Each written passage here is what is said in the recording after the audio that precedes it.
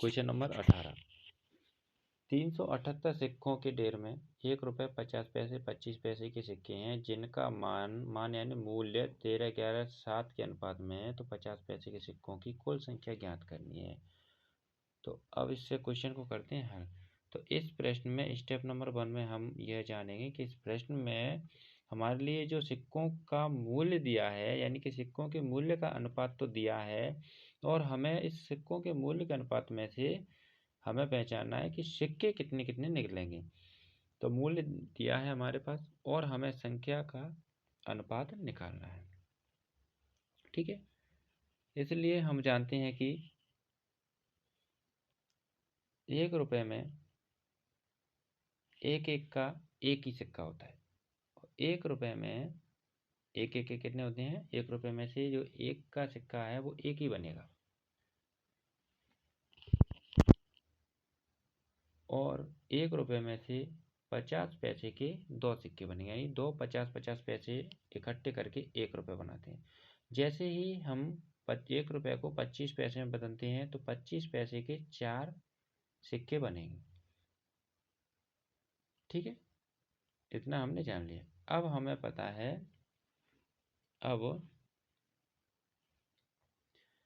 सिक्के दिए हमारे पास इस 378 रुपये के सिक्कों के ढेर में 1 रुपये का, 50 पैसे और 25 पैसे।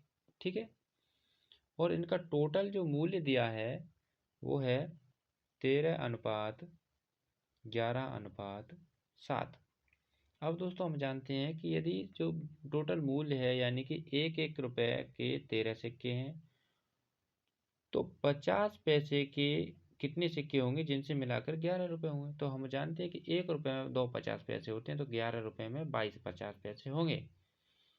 और 1 रुपये में 25 पैसे, चार सिक्के होते हैं 25 पैसे के, तो 7 में 28 होंगे। अब इनको टोटल कर लेंगे तो 13, 22 और 28 को सबको जोड़ने के बाद में हमारी कितना हो गया दोस्तों? 63।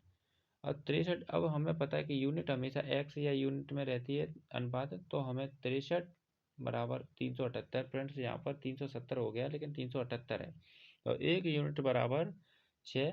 तो उसने पूछा 50 पैसे के कितने सिक्के कुल होंगे। तो हमें पता है 50 पैसे के कुल सिक्के 22 हैं और 1 यूनिट बराबर 6 है। तो 22 सिक्कों यानी कि 22 यूनिट बराबर कितने सिक्के होंगे? तो 1 बराबर 6, तो 22 बराबर कितने? तो 22 को हम 6 से मल्टीप्लाई करेंगे तो करेक्ट आंसर हमारा हो जाएगा 132 सिक्के 50-50 के होंगे। तो दोस्तों हमारे ऑप्शन यहाँ पर गलत है, तो ऑप्शन नंबर डी